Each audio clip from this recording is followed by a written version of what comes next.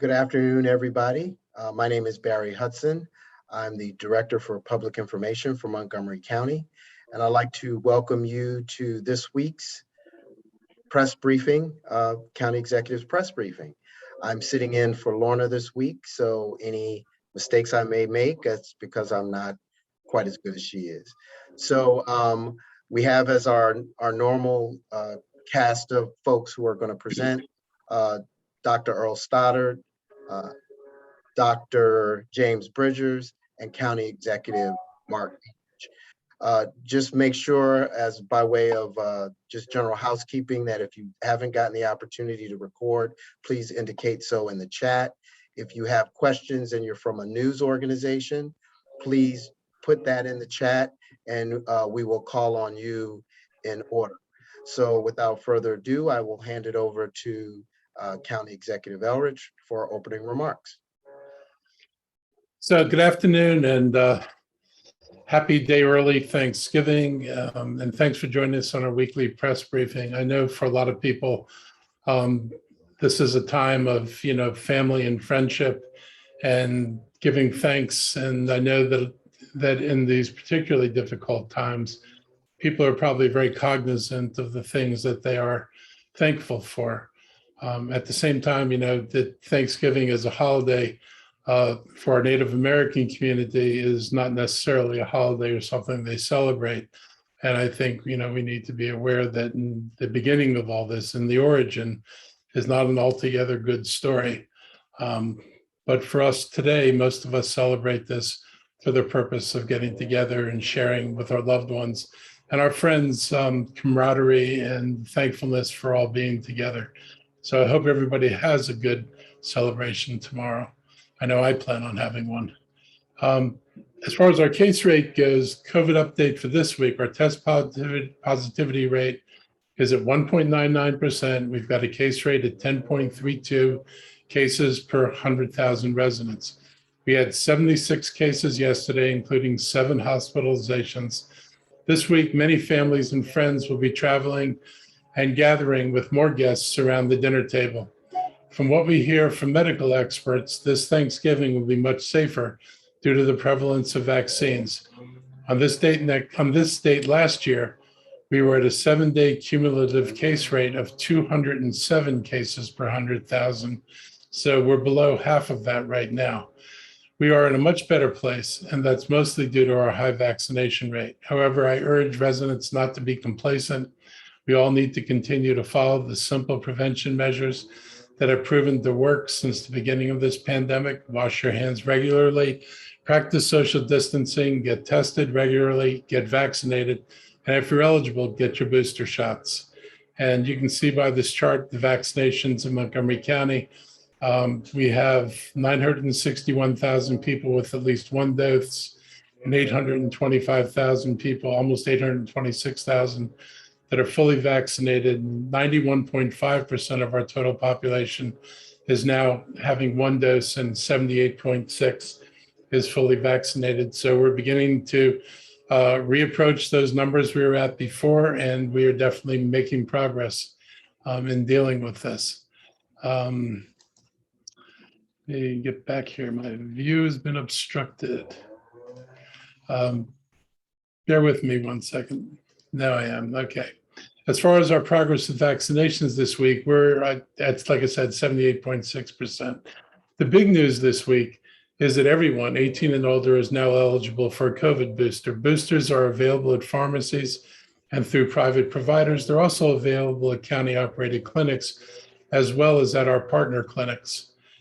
Just remember the guidance for your booster is 6 months after your second shot, or about a month after your first dose of Johnson & Johnson vaccine, if that's what you got. You can also take any of these 3 vaccines. You don't need to replicate the vaccine that you originally had. So anything that you can get is something you can take. Eligibility for boosters has been expanded, so it's good news for all of us. As we approach the holiday season and the winter months, so far Montgomery County's provided 182,000 additional booster doses, most in the state, even proportional to our population. This number is great, but there are a lot more folks who'll be getting vaccinated over the coming months. But again, this is not like the springtime when everybody had to rush to try to get their first shot and had to struggle with the shortage of vaccine. Now we're at the point where you can do this on a 6-month interval, and no need for everybody to feel they have to get their shot tomorrow. So this is hopefully a major psychological relief for people compared to what everybody went through earlier this year. We have plenty of vaccines for adults, and there's numerous places in the community where adults can get vaccinated. This booster will provide residents with an extra layer of protection and can help us slow down the spread of the virus. And you can find information about appointments and much more at www.govaxmoco.com. Pediatric vaccinations. Our children 5 to 11 are continuing to be vaccinated. About 30% have already received their first vaccine dose, which is the highest number in the state.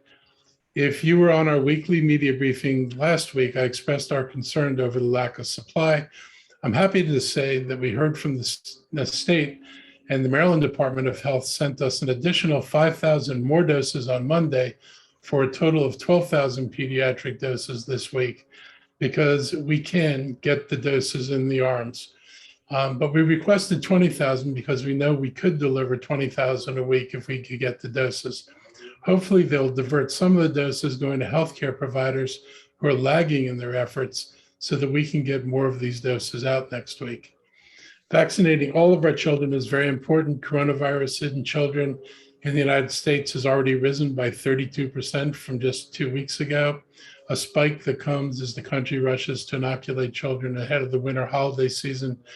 And these cases accounted for about a quarter of the country's caseload last week, even though children under 18 only make up 22% of the US population.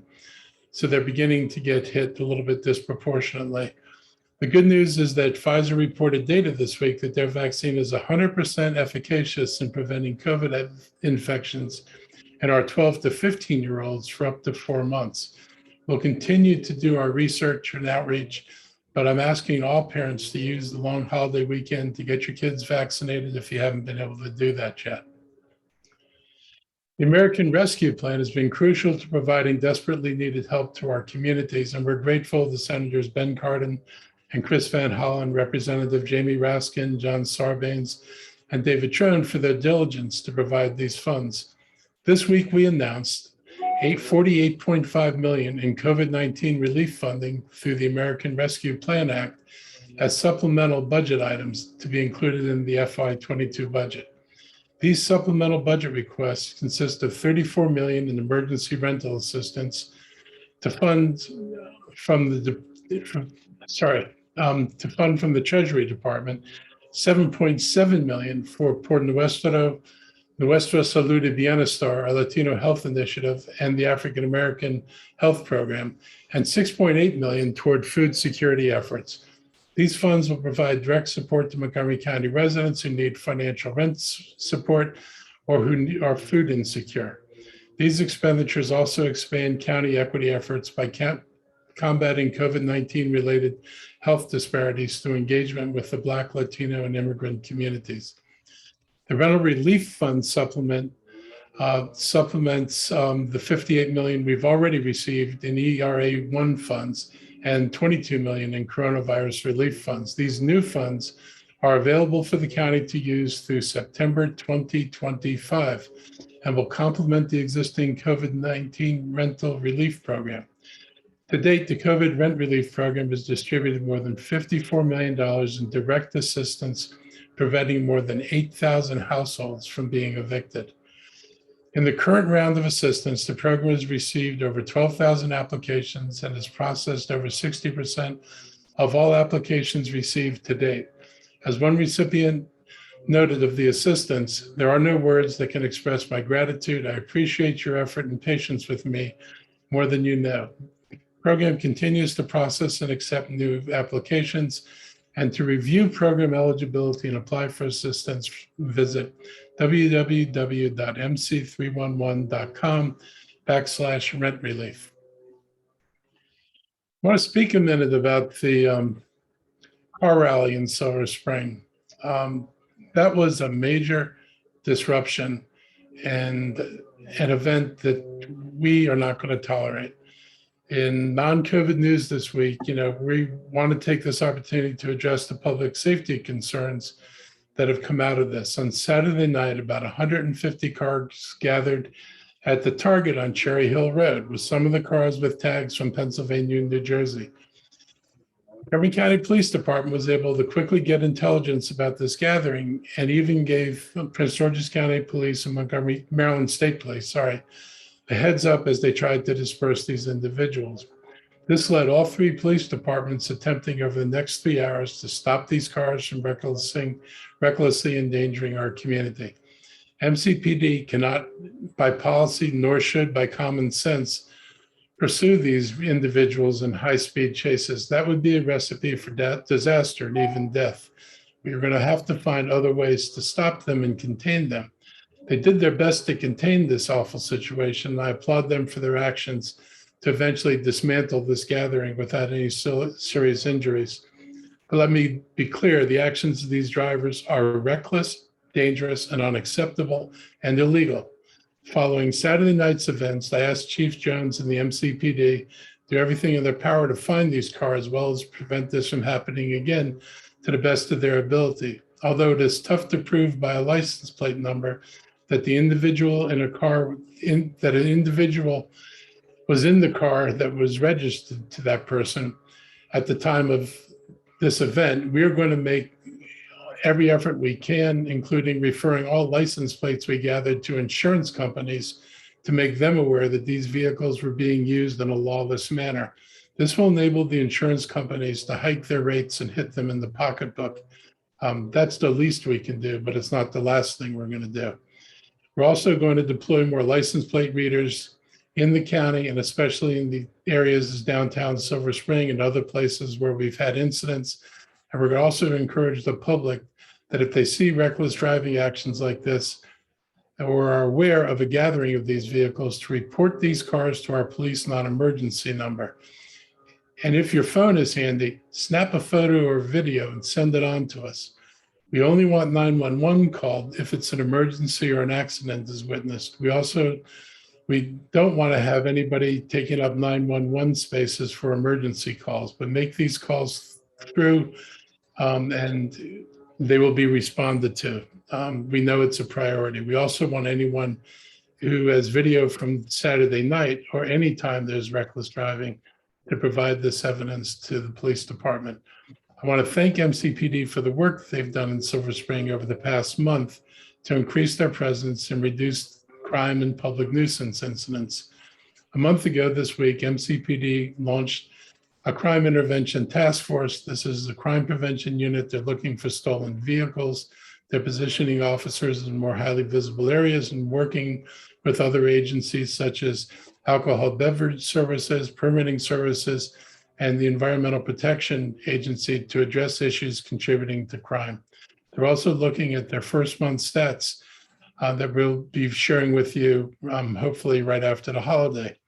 As we continue to address these public safety concerns, I urge the council to join me during the budget process to increase the salaries of our officers, an increase that I asked for 2 years ago.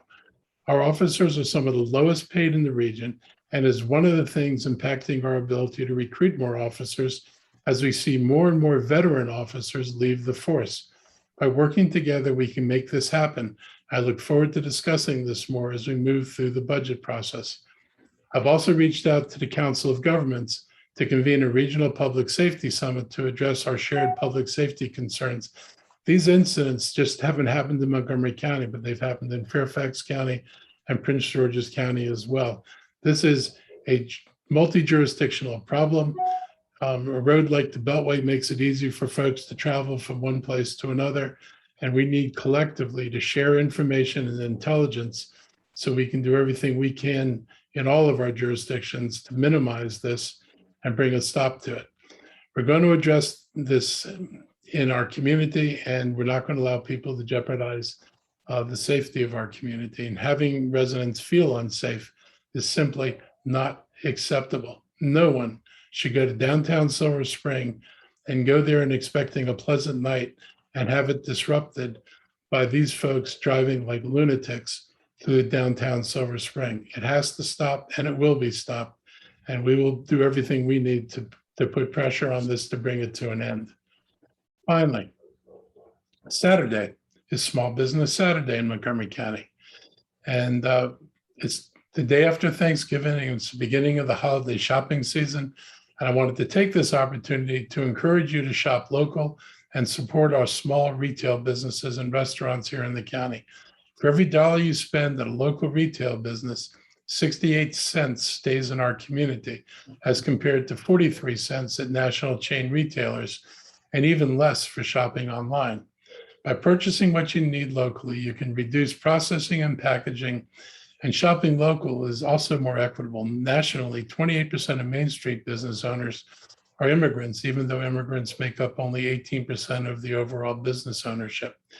This Saturday, I'm going to be shopping and stopping by small Montgomery County retail businesses in Tacoma Park, Wheaton, and Silver Spring.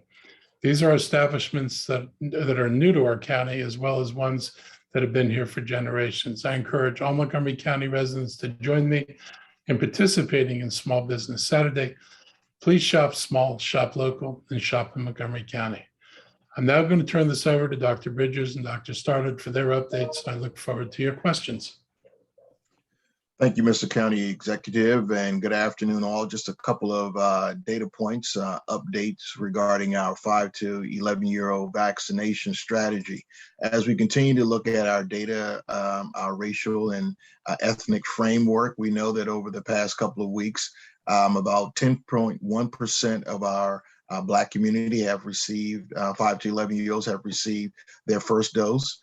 Conversely, 16.2% of our Hispanic population, our Asian and Pacific Island population has received 16% of the vaccines, and our white population have received 47.8%. And we also have included those Native Americans who self-reported in the other categories, which is less than 1%. However, we continue to work on our race and ethnicity framework and to ensure that there's equity and access for all. Our pediatric first dose distribution, if you recall, last week, the Montgomery County Department of Health and Human Services sites equaled about 61% of those pediatric doses being administered. However, that has changed slightly. We continue to lead the county as far as those providers of our pediatric first dose distribution,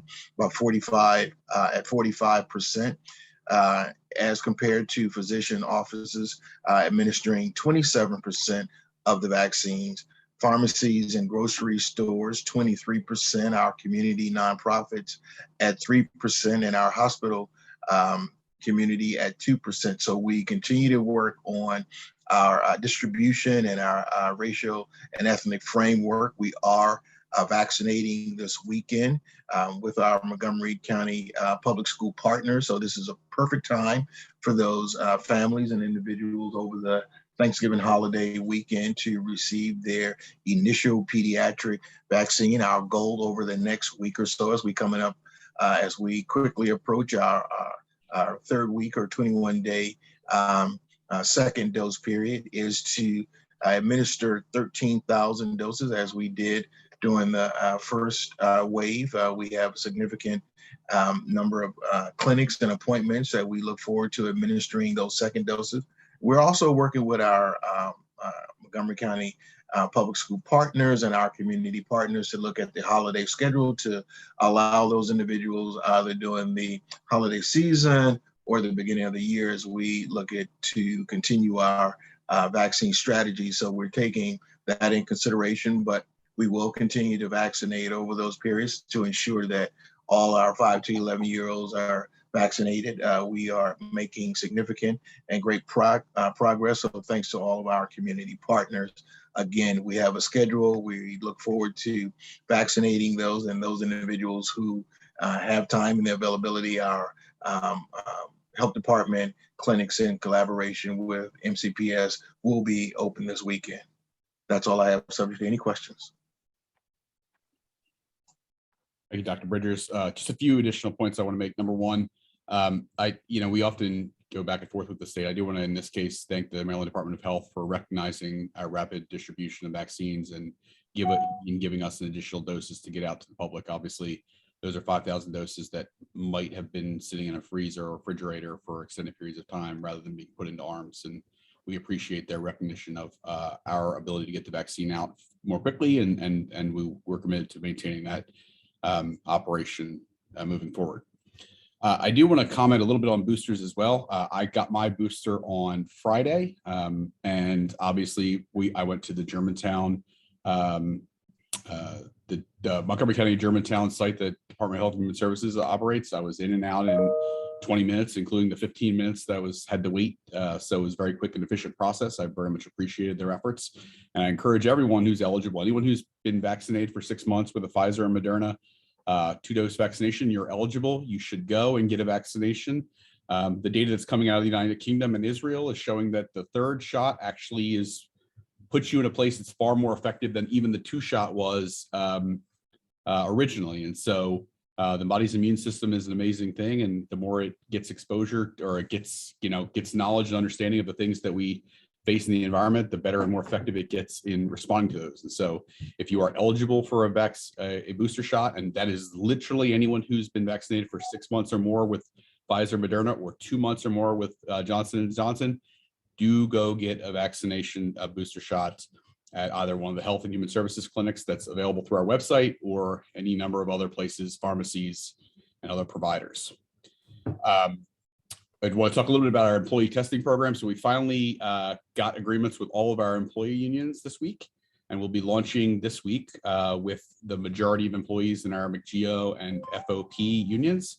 We began just about 3 weeks ago with our IAFF, our firefighters, and obviously have been doing testing in those populations since then, including, in the IAFF, both a required mandatory testing for those who are unvaccinated, as well as random testing for those who are vaccinated. And that's been very helpful for us in determining and finding asymptomatic cases of COVID and preventing spread in our firehouses, as well as in potentially, in our interactions with the public. We've also seen, as a result of the implementation of this testing program, a significant increase in the people who were previously unreported to their vaccination status reported.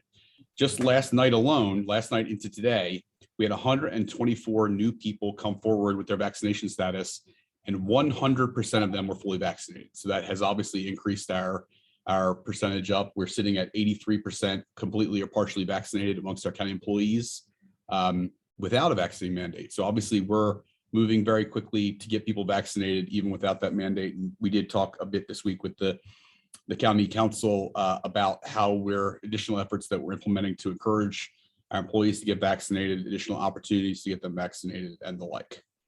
The last thing I will talk about is we've talked a lot about Test to Stay with our partnership with Montgomery County Public Schools. I'm pleased to say that on Monday we did our first Test to Stay pilot implementation.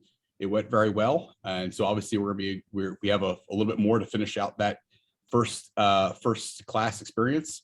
And also, because it was a small class, I would not want to identify the school until we get in close contact with the MCPS and work out the potential the personal protected information, because it was a smaller classroom in a school, and I don't want to identify those young people without their knowledge. And so we'll be working with MCPS to talk a little bit more about how we can release that.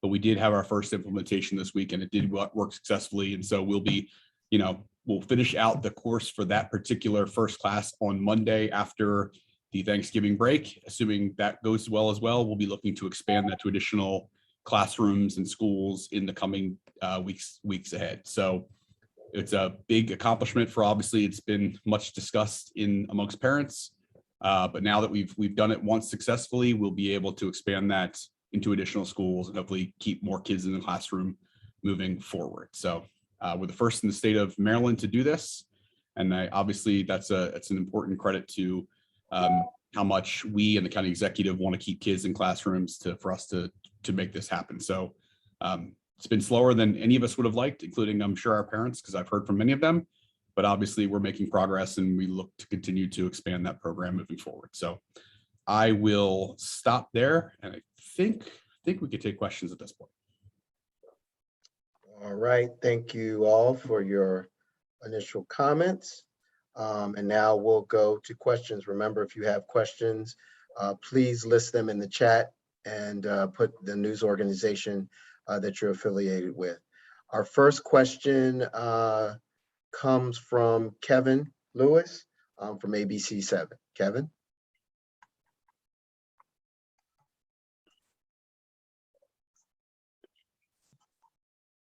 Kevin?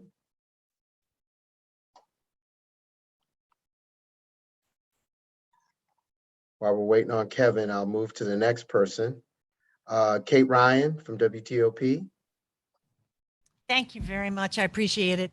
I wanted, since you brought up the test to stay, I did want to ask Dr. Starter, can you see how big was the sample size? And again, we're talking about one single school?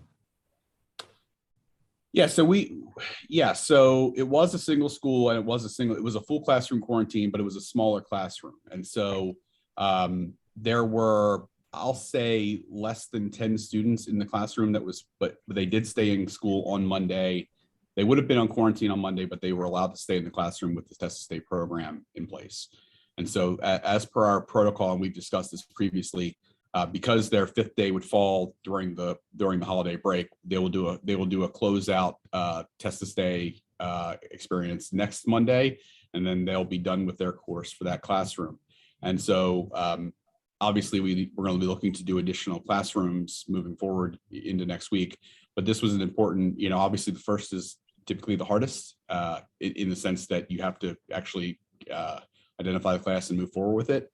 And now that we've seen it successful, I think that should give us all more confidence, including Montgomery County Public Schools, that we can identify more classrooms and we can do this effectively. Got it. And then next steps, how many more classrooms do you have to pilot before you can go, we're good to go, we're going to do this across the board? Yeah, so it's not a question of doing one pilot and then doing everyone. I think it's going to be an expansion over time, meaning, we start with one and maybe the next we're going to be doing 5, 6, 7, 10 classrooms. I don't want to commit to a number because we have to identify the classrooms and however many we can identify at the same time. I think it's important to remember, though, that there are still a few areas in which we and the Maryland Department of Health have been a little bit more reticent to just keep those kids in the classroom. Those are forced exhalation activities. So if there's an exposure during a music class, for example, an unmasked exposure during a music class where kids are singing and expelling their voice and the air in their lungs more rapidly, those are a little bit more high risk. There have been a number of chorus related outbreaks across the country throughout the pandemic. And so we're a little more, there's still going to be some areas where we're not going to go from everyone being quarantined now to no one being quarantined next week. We're going to look to expand to more classrooms. And so it won't be a 0 to 60 miles an hour. It'll be a gradual escalation over time with increased classrooms being identified. But we have the capacity. Obviously, we brought in, I believe, 75 additional support staff to do test to stay, as well as the childhood vaccination and to support the testing. And so there is more capacity, certainly, to do many additional classrooms. But it will likely not be all students are going through test to stay certainly in the immediate future. It will not be, and we may not get to that point, until a few weeks or months down the road, particularly as vaccinations start to keep more kids in the classroom anyway.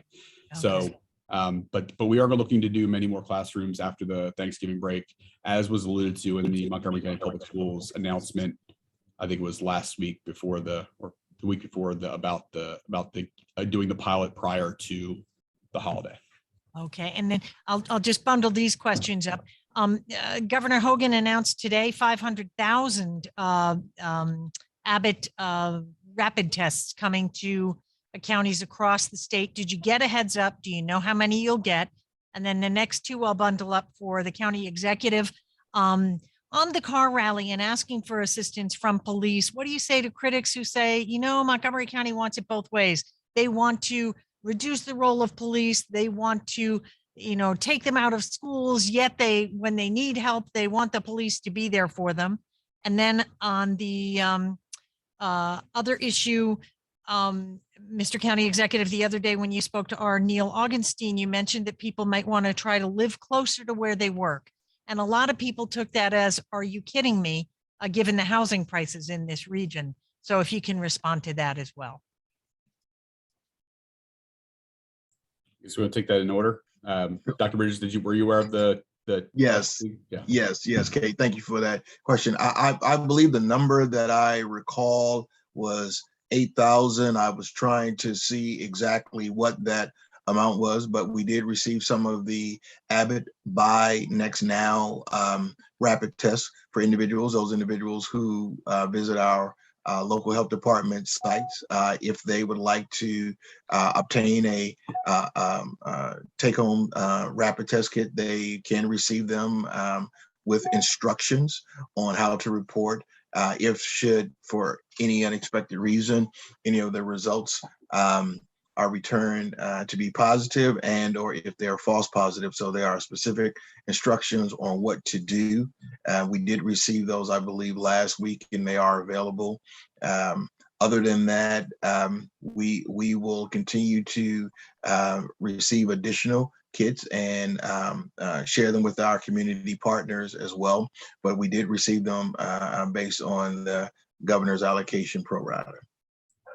I just want to add real quickly to that a little bit. So a couple things. We'll also be utilizing them hopefully in our employee testing programs to keep our employees vaccinated or not vaccinated safe in the workplace and protecting both the employees as well as those people they serve. In addition, I think Dr. Bridges got to this at the end with the community partners. We'll also be looking to target places where we know the virus is still spreading demographically as well as geographically.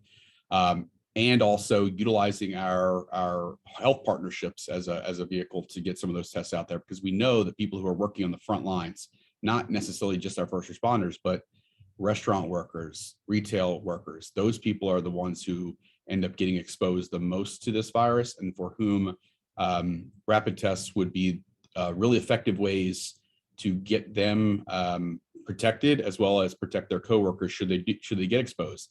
And the last point I'll raise on this is rapid tests are going to become increasingly important as these new medications that are being released and reviewed by the FDA, because they rely on utilization within 72 hours of known infection. And so rapid tests are going to be key to early identification of people who are good targets for those interventions should they be approved by the FDA. And so we're looking to, obviously, as those drugs are made available nationally or approved and then made available nationally, assuming that they are, we're looking to understand how we can use rapid tests to more effectively tie that to a treatment profile as well. Next question was on police wanting it both ways. I think, Marc, you want to start with that, and I'm happy to. Yeah, you're happy to skip that. No, I'm happy to add. I'm joking. Look, nobody wants it both ways. We've been very clear. There's a whole bunch of things related to mental health issues and things we don't think the police should be dealing with. We want some of these things that they've traditionally dealt with, which are the most difficult and for which they are the least equipped, such as not having mental health training and the ability to deal with people other than with limited policing tools. We want those things shifted out of the purview of the police. No one ever said we don't want the police to do anything. This is a perfect example of where police need to be engaged, because these people are actually seriously endangering the community. They've done it multiple times. They've done it on the Beltway. Sooner or later, someone is going to get killed from this stupidity. And this is the kind of thing police officers should do. And when they do their jobs, the issue, and I've made this also clear to people, that the biggest concern is the interactions. I mean, police are often doing things that, you might not debate, why are you doing this? But the interactions that have occurred have been the things that have been most problematic. And so how people go about doing their job is really critical to what we're trying to get to. Policing that acknowledges and is a little more sensitive to people's rights and how you treat people when you're policing them, and policing where it belongs, taking care of the problems that are, high priority, and not being tied down by things that really don't belong in the police department. So, to me, there's no conflict between wanting officers to be involved in something and also wanting officers not to be involved in other things, and certainly whatever you do, to do it in a way that doesn't create more problems within the community. You know, police obviously can do that because our police officers do that most every day. So just to be clear about what we're trying to deal with here. As far as my comment to Mr. Augustine, he was talking about the small number of people who use that bridge, that ferry, and the long distances people travel. And, you know, as I pointed out to him, the Transportation Policy Board of COG did a review of all the projects that were in the DC area pool. I was not on the reviewing committee. They looked for what they thought were high value projects. This project did not rise to the level of a project that COG would recommend. Was I happy with their recommendation? Yes, but I'm also happy that they made that recommendation based on data and the study they did. It is not a good thing. And if people are upset about, you know, that drive is so terrible, I've got major transportation projects that would solve other problems in this county for people who spend a long time driving even shorter distances. And if I'm going to prioritize my funding, I would certainly prioritize it for folks in Montgomery County who need transit, who needed better ways of moving around this county. And if I'm living in Frederick and beyond, and I'm going all the way down to the American Legion Bridge to go back up to Leesburg, I don't know what to say, but it doesn't make sense. But I wouldn't build a bridge for that. Thank you. I appreciate that. Last thing on police salaries, you mentioned how much of a boost would you give police? Well, we had originally, I think, proposed at the starting salary, you know, $5,000 increase. I think that was the number we used. We do better in the mid-range and the upper range, but we get killed.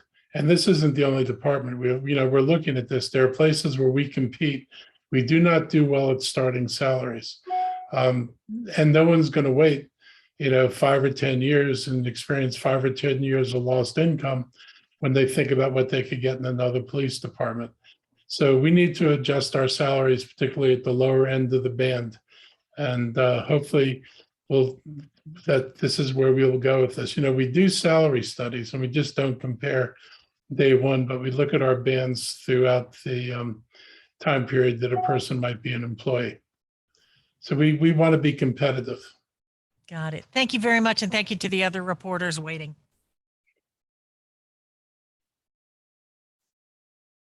Back to Kevin Lewis. I think make sure that you are back. You want to still ask your question?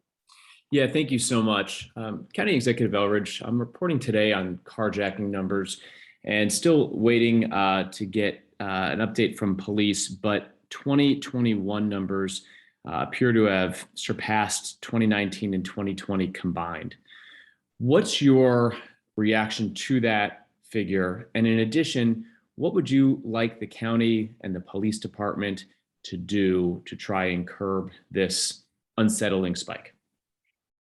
Well, the spike is unsettling, and it's little comfort that this is the kind of stuff you're seeing all over the country. Because when it happens here and to you, people don't look at it in the framework of, well, this is what's going on nationally. Obviously, something has changed out there in social conditions, and we seem to be experiencing more people doing things that they should not be doing. Our police have, I'm not going to describe everything they've done because we don't want people to know everything they're doing. Make it easier if you're doing something to figure out how to avoid it. But they've stepped up in Silver Spring. They've spent a month changing their tactics and some of the things they're doing there. They feel they're making progress. We think we're going to see evidence of that progress when we get the data from them. And this is going to be an ongoing thing. I'm not looking to bump down numbers for a month and declare victory. I'm looking for something that produces permanent changes in the numbers we're experiencing in Silver Spring. I think they've got some strategies that will be useful to us. And I'm confident they're going to continue to push on this. While it certainly has been countywide, downtown Silver Spring looks to be getting just a huge percentage of these carjackings, including one overnight.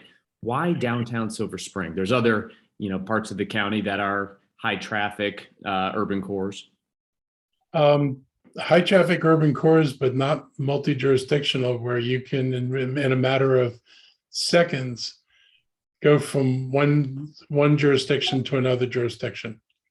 We have 3 very close jurisdictions. When I was a Tacoma Park Council member, we had the same problem because we were, close to the district and close to Langley Park. And there were, real problems with people being able to commit a crime and then go a couple of blocks and be in a different jurisdiction. And that's one of the vulnerabilities that Silver Spring has. So they have stepped up what they're doing. They are looking particularly at traffic crossing the borders, both going in and going out, and cooperating with their surrounding jurisdictions. So, I've asked for and have got an upgraded response to the problem there, and we'll see what the data shows us. And we'll keep increasing what we do until we get data that looks like what we want. Final question on this topic. With regard to, so we've covered the catch section, or the hopeful catch section. When it hits the court system, what do you want the state's attorney's office to do with carjackers who presumed innocent until trial, but if they plead guilty or are found guilty, what type of sentencing do you think is appropriate? Sentencing, well, you're asking me 2 different questions. Philosophically, I want people to spend time in a facility where they get rehabilitated. That's one of the better things about the jail in Montgomery County. There is and has been for many years an effort to try to rehabilitate and re-enter people into society so they can get work. I mean, I always think that that's the most important thing we can do, is change how people look at the world and look at their opportunities in the world. If all they do is arrest them and then incarcerate them, and at the end of that, they leave with both a prison record and no improvement in their skills or their ability to navigate the world, then I think that explains why you get such high recidivism. But I do expect the sentences to be meaningful. It is equally useless to take somebody who's endangered somebody's life, who, forced them out of a car, who, may have used violence to do that, and just take them in there and send them out the next day. So there's got to be a place where it's distasteful enough that you don't want to experience it, but we've got to figure out and do the work that's needed to help people find another way to interact in this society other than to interact as a criminal. Thank you so much, and I hope you have a happy Thanksgiving with your family. You too. All right. Thank you, Kevin. Our next question goes to Steve from Bethesda Beat. Good afternoon, everyone. Returning to the kind of news that you all put out about the new ARPA funding. I know that that bill passed out of Congress in March, but there's obviously a lot of strings attached to how this money can be distributed.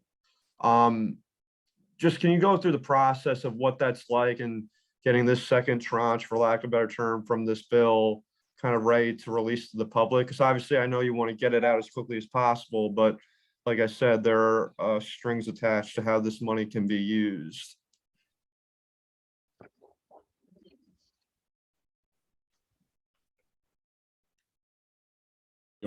Dr. Stoddard, you want to take the first stab? Yeah, I could take a step. So a couple things with the ERA2, we are looking at the eligibility requirements to see whether we can expand that. Obviously, we got a lot of applications in phase 1, and actually that's in large part why we're getting so much more funding in phase 2 than we were expecting, or at least more. I don't know how much, so much more. I shouldn't say it that way, but so we'll be looking at eligibility to get this right. But obviously, there are federal requirements around the information that is provided, and we're looking to make those more efficient. So at the county executive's direction, we've been working with some of the large providers, the Montgomery Housing Partnerships, the organizations of large scale and size who house a lot of residents who may qualify for this program, to see how we can more efficiently and effectively get the information entered in a more rapid fashion, so we can get those dollars back out the door as quickly as possible. But it is obviously, in a given year, we give out a few $1 million, and over the pandemic, we've been giving out 10 times that amount, which is,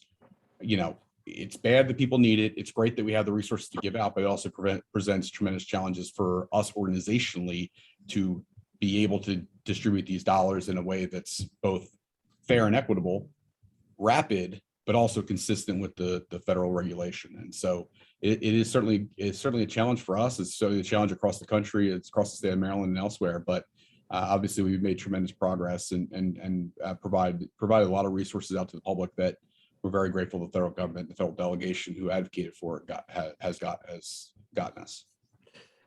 And 34 million in this round of rental funding, 7.7 for those health programs, and 6.8 for food security efforts. Anyone can answer this, just kind of the methodology or reasoning behind the breakdowns for that, just how you just came to those numbers.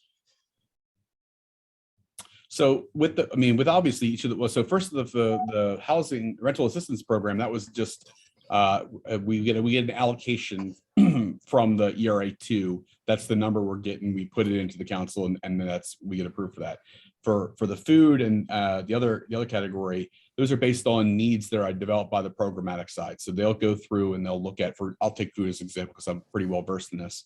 They looked at the amount of resources that they thought they needed to sustain the efforts that we've really focused and established throughout COVID, in partnership with our community, the community organizations and nonprofits, religious institutions who are very active in this space.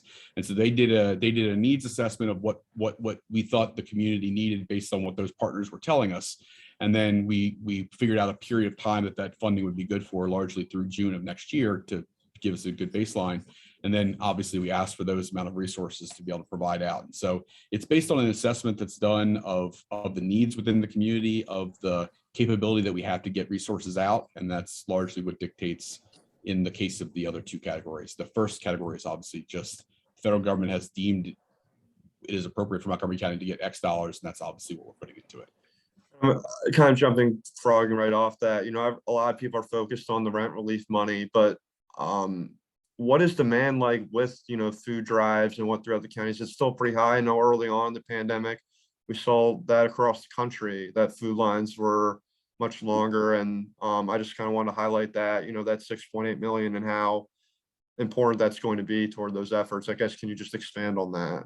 Yeah, so I think that the Maryland Food Resiliency Council released their annual report earlier this morning. I saw an article on that. And so we've seen the same thing. We're a microcosm of what the state of Maryland and what many jurisdictions across this country have experienced. And that is the economic impacts of the pandemic have been disproportionate in and of themselves. Those at the bottom, those making the least amount of money, typically were the ones who were put out of jobs because they were, they either saw a huge reduction in restaurant patronage, or restaurants were closed, or any number of those things, restaurants and other retail settings. And so the workers in those locations bore the brunt of the economic loss. And so obviously there's been a huge increase in the amount of food demand that we have seen.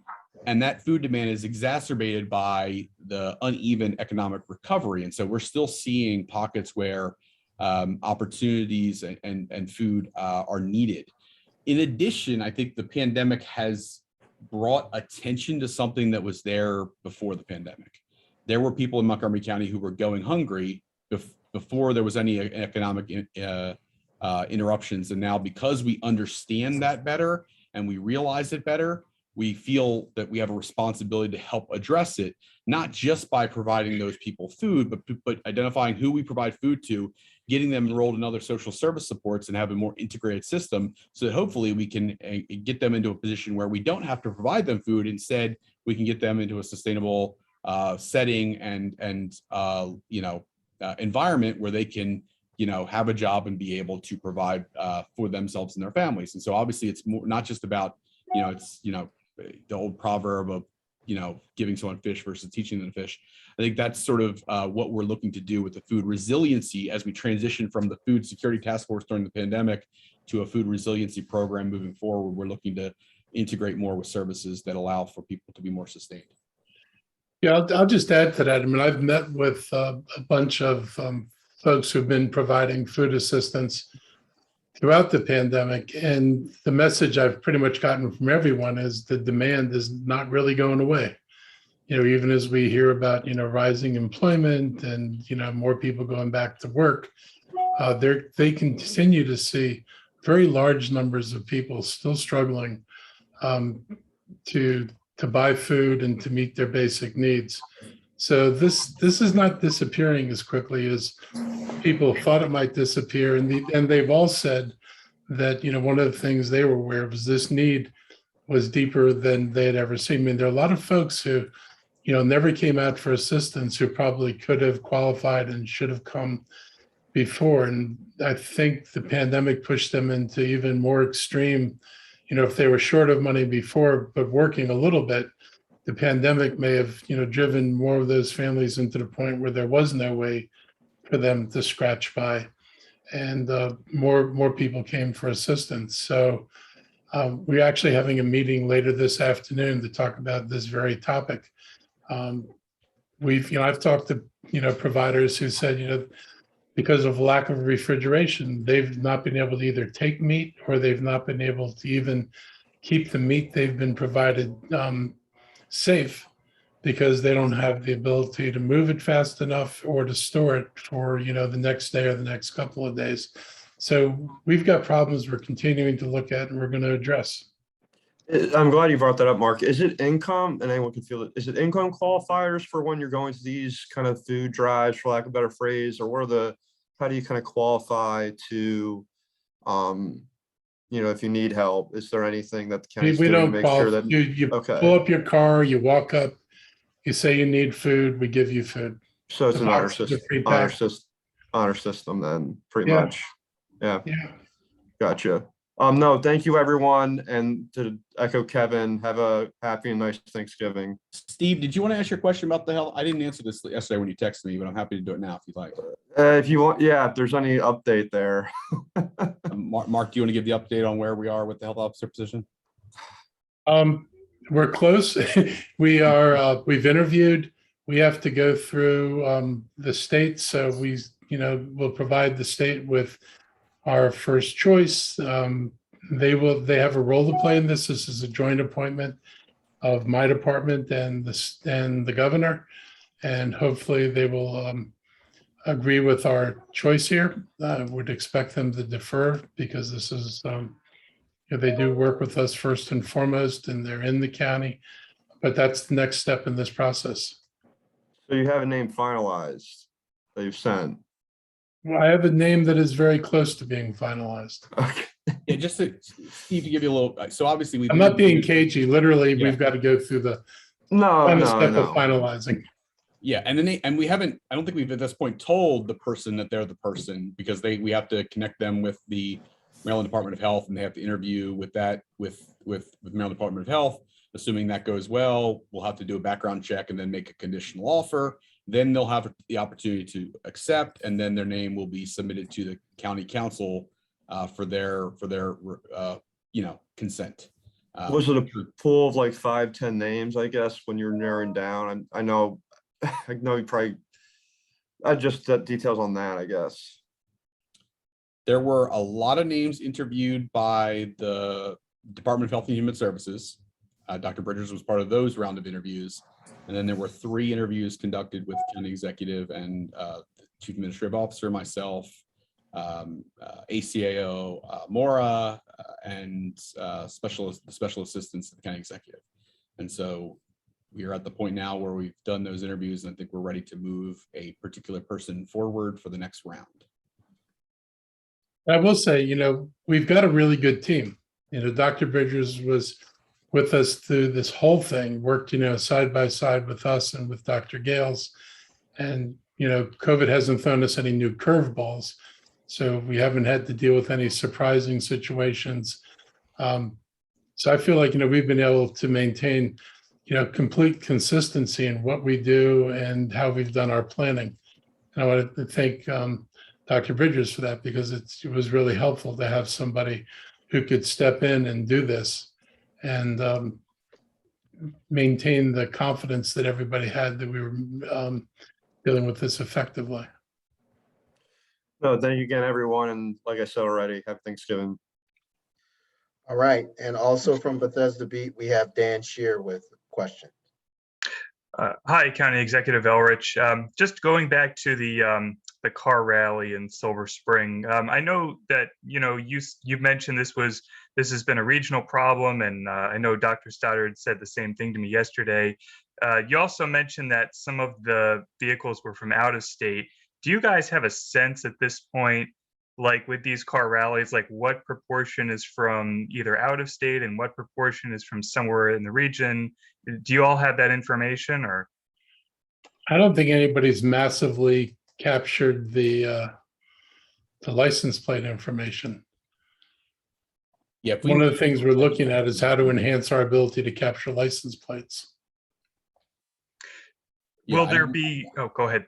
Sorry. Yeah, I don't think we have a percentage breakdown, because if we knew all the license plate numbers for everyone who was involved, we might be responding very differently than we are right now. Like, we're still doing part of that investigation. We do know, and if you peruse some of the videos that have been posted online, you can clearly tell some of the out-of-state ones because they don't have the front license plate as required by the state of Maryland, and so not even covered. They don't have the slot for it. And so you can tell typically some of the vehicles, even if you can't make out the license plate, that there are many vehicles that are not from the state of Maryland, or not licensed in the state of Maryland, or registered in the state of Maryland, I should say. And so we know it not just anecdotally, but based on video evidence. But I don't think we can do a distribution of which states and contribute what percentage. But it is certainly, this group is clearly not a Montgomery County specific group. They are a group that is seemingly moving around between several states and doing these rallies in different places, different times of the year. Okay. Do you all think, I mean, it sounds like you might already be doing this, but will there be sort of a regional approach to dealing with this problem, or is that the idea? But the idea is, I mean, is to see what we can do to share intelligence and mobilize resources. I mean, particularly working with the state police, because we knew they were present in Prince George's County.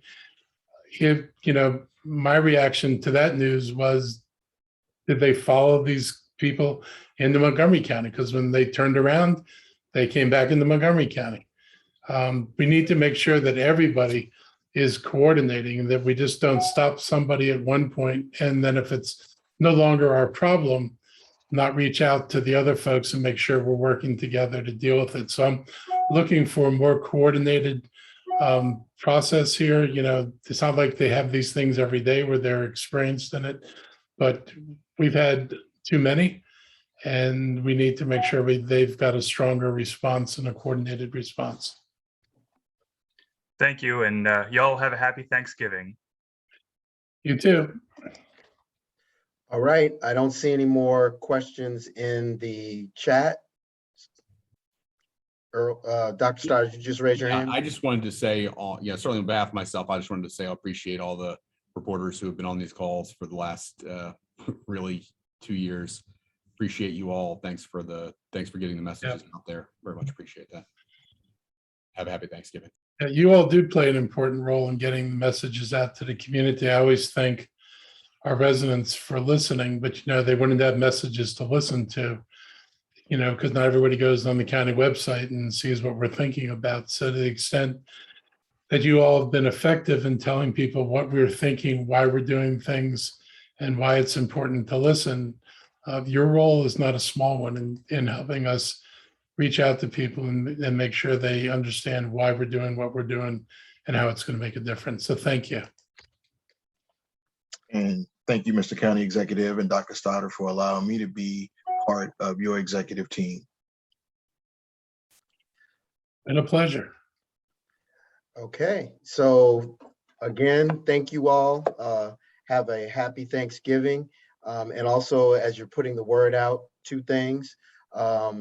One, make sure that if you know people who are in the age of 5 to 11 and they haven't been vaccinated, our clinics will be open, and there are plenty of places that they can go. This is a great time to get them vaccinated because there's no school. So do that.